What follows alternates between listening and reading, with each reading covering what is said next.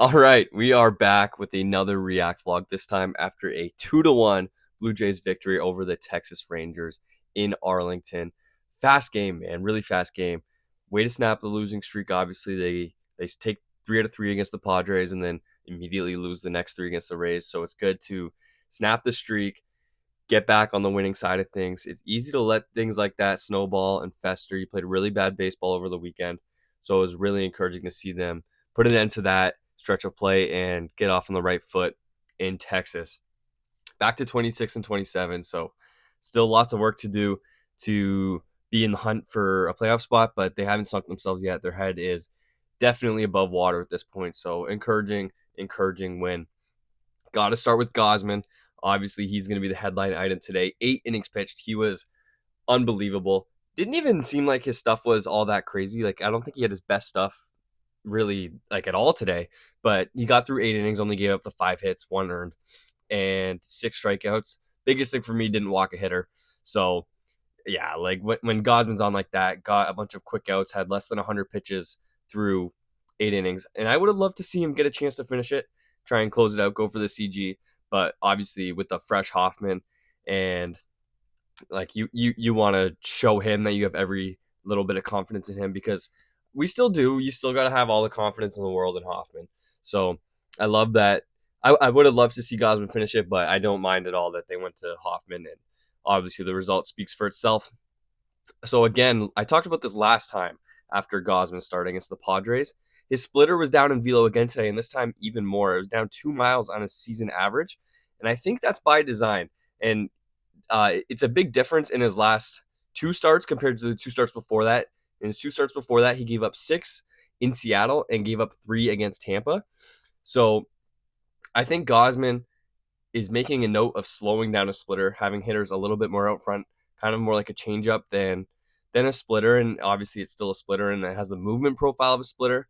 But the change in speeds, I think, is what really makes it a successful pitch. And it's been good the last 2 times out. So I'd love to keep seeing this type of velo on the splitter.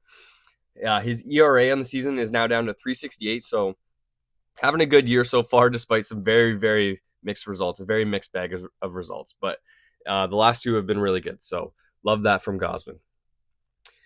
Other pitcher on the other side is Jacob DeGrom.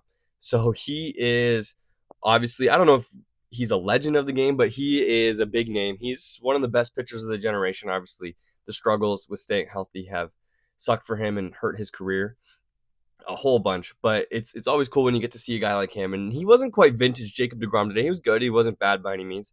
Only got through 5 1/3, 2 earned runs, a walk, and the highlight on this obviously is the 0 strikeouts, which I think has as much to do with the Jays as it does with DeGrom. We'll get to that a little bit more later. But it's the first time in 229 MLB starts that he didn't strike out a hitter. He only had 3 whiffs.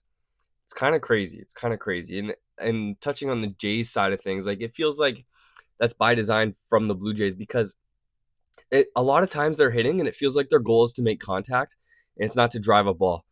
The Jays are not trying to hit wall banger doubles and hit home runs. They're trying to put the ball in play, which I'm sure your high school coach really loved. But I don't think that's the recipe to win for a baseball team, and it's showing up in the scoreboard. They they have not scored a whole lot in their last 4 games. It's been, watching the offense has been ugly. So yeah, more on the offense later, but I do have to touch on, before we get to some Blue Jays hitters, Globe Life Field is such an ugly baseball stadium. It is like an awful viewing experience from at home. It's not like it's like an old stadium. Like, sometimes the old stadiums, you can tell, like, even Fenway is better than this, Wrigley's better than this. I'm trying to think of an old stadium that is not a great viewing experience, and honestly, like, I can't think of one worse. And this is coming off, I didn't even have, like, obviously the minor league stadium in Tampa was a mess and terrible to watch, but that's to be expected. This is a brand new stadium, opened 5 years ago, and it feels like when the like standard home play angle is on my TV, I need binoculars to see what's going on. It feels so far away, and then the ball goes in play, and I can see the entire field. Like, it feels like watching the game from the 500 level. It's really just a brutal viewing experience, and honestly, I'm so glad the Jays only play there like once a year. Anyways, I digress. We're going to have to move on, talk about these hitters. Dalton Varsho continues the tear today. He hit the home run in the first inning. Obviously, every time Varsho does anything, I'm going to raise my hand and be like, I'm Varsho's number one fan. I'm his biggest supporter. Not even supporter, but his biggest believer, I would say. I think he's so toolsed up. I love that he keeps hitting for power. Everyone's like, the power's going to dry up. It's not drying up, and I'm sure there will be stretches where it does. It happens to every hitter. But 8 home runs in just 20 games this year, leads the team, hit a double, and also brought back the bunt single. It's something we saw him do a lot in his first year, and it's kind of gone away. It's kind of left his game. And I kind of like that he can sneak it in every now and then, especially off tough pitchers. And he did it today, got a hit out of it. So continues the tear, OPS at 841 on the season, hitting just 218, but obviously all those extra base hits are going to drive that slugging way up. Would love to see him walk a little bit more, but again, that's the Blue Jays, man. They're just swinging and they're trying to put the ball in play. Kirky today had a really interesting at bat, and Kirky's been good by the eye test. He's got a 99 weighted runs created plus, which I would have honestly guessed is higher, but he's not hitting for a whole lot of power, so I guess it makes sense. He's 1 for 3 today with a single and a sac fly, and the sac fly is what I want to touch on. There's runners on second and third in the fourth inning. The Blue Jays are up 1-0. There's no outs, and Kirk gets into a 3-0 count, and he swings at a ball off the plate for a sac fly to right field, which is fine. You get the run. It's a good result. Anytime you can add a run to the board, I'm going to be a happy guy. Your manager's going to be a happy guy. You're going to get high fives from the dugout, okay? Nobody's going to complain about you scoring the run. But I would have preferred we tried to do a little bit of damage, play for a big inning rather than play for just the 1 or 2 runs. It's fine, and it didn't end up burning the Jays today, and that run ended up being the difference. So if Kirk lines out and then the next 2 hitters can't execute either, then it becomes a big problem, and it's a 1-1 game, and we're probably still watching this baseball game right now. But I really do prefer if Kirk took the pitch. Like, it's not a pitch you could drive. It's a pitch you could handle and put in the outfield deep enough to score a run, but it's not a pitch you could drive. I wish he held off a little bit, found something he could drive. And I think that's just the Blue Jays philosophy. Like, they did it later in the game. They got a runner on first base, and there was a sac bunt. Miles Straw bunted. And, like, I know they're having a hard time scoring right now, but I feel like maybe they're having a hard time scoring right now because they're trying so hard to, like, manufacture runs when they just trusted themselves a little bit more, trying to drive the ball. I think it would help the offense a little bit.